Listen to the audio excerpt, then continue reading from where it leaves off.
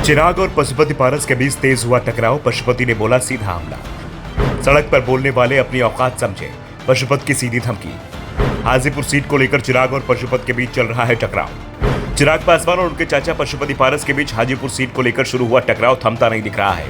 चिराग पासवान ऐलान कर चुके हैं कि 2024 में हाजीपुर सीट से एनडीए के उम्मीदवार उनकी मां रीना पासवान होगी, तो दूसरी ओर पशुपति पारस का दावा है कि वो हाजीपुर से सांसद हैं। रामविलास पासवान ने हाजीपुर की सीट उन्हें सौंपी थी, इसलिए वो ही हाजीपुर सीट से चुनाव लड़ेंगे। यानी हाजीपुर इस बार चाचा भतीजे के बीच टकराव की बड़ी वजह बन चुका है। इस बीच पशुपति पारस ने एक बार फिर से हाजीपुर सीट पर अपना दावा ठोक दिया। पारस ने चिराग पासवान का नाम लिए बिना कहा कि हम एनडीए के ईमानदार पार्टनर हैं, हमारा हक कोई नहीं तोड़ सकता। सड़क पर बोलने वाले अपनी औकात समझे, क्यों वो अपने क्षेत्र की जनता को धोखा दे रहे हैं। पारस ने कहा, जब तक मैं जिंदा रहूंगा एनडीए गठबंधन के साथ रहूंगा। बहुत से लोग 2014 में आए, फिर आरजेडी गठबंधन में चले गए, 2019 में भी विरोध किए, फिर चले गए। ऐसे में क्या गारंटी है कि वो एनडीए गठबंधन में रहेंगे। उन लोगों का एनडीए गठबंधन से 36 का संबंध है, 3 इधर का और 6 उधर का। हमारा संबंध पुराना संबंध है, हम एनडीए गठबंधन के ईमानदार पार्टनर हैं। बिहार में 40 लोकसभा सीट है और हमारे 5 सांसद हैं। हमारा हक कोई तोड़ नहीं सकता।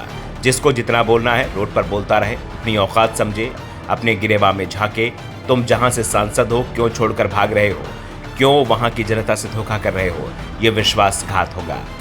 पशुपति पारस ने कहा कि हमारे सभी 5 सांसद अपनी सीट से ही 2024 का लोकसभा चुनाव लड़ेंगे। इसमें किसी भी तरह का अगर मगर का सवाल पैदा ही नहीं होता है। उन्होंने कहा कुछ लोग एनडीए के नाम लेकर ताक झांक कर रहे हैं और हाजीपुर लोकसभा सीट पर भ्रम फैलाने का काम कर रहे हैं, लेकिन जनता को किसी तरह के भ्रम में नहीं रहना चाहिए। पारस ने एक बार फिर कहा कि 2019 में बड़े भाई रामविलास पासवान ने मुझे हाजीपुर से चुनाव लड़वाया था। मैंने उनका आदेश माना और बिहार सरकार का मंत्री पद छोड़ सांसद बना। इस नाते मैं रामविलास का उत्तराधिकारी हूँ। ऐसे में किसी भी कीमत पर हाजीपुर सीट नहीं छोड़ेंगे और 2024 का लोकसभा चुनाव हाजीपुर सीट से ही लड़ूंगा।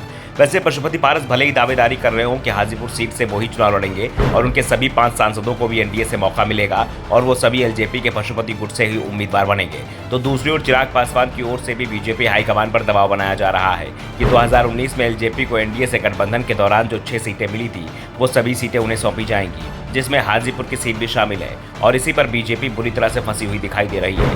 दरअसल केंद्रीय गृह मंत्री अमित शाह ने बिहार की कमान खुद अपने हाथों में ले रखी है। वो लगातार बिहार का दौरा भी कर रहे हैं। शाह की कोशिश है कि चाचा और भतीजा दोनों की पार्टी एनडीए में गठबंधन का हिस्सा बनी रहे, लेकिन सबसे बड़ी परेशानी हिस्सेदारी को लेकर हो रही है।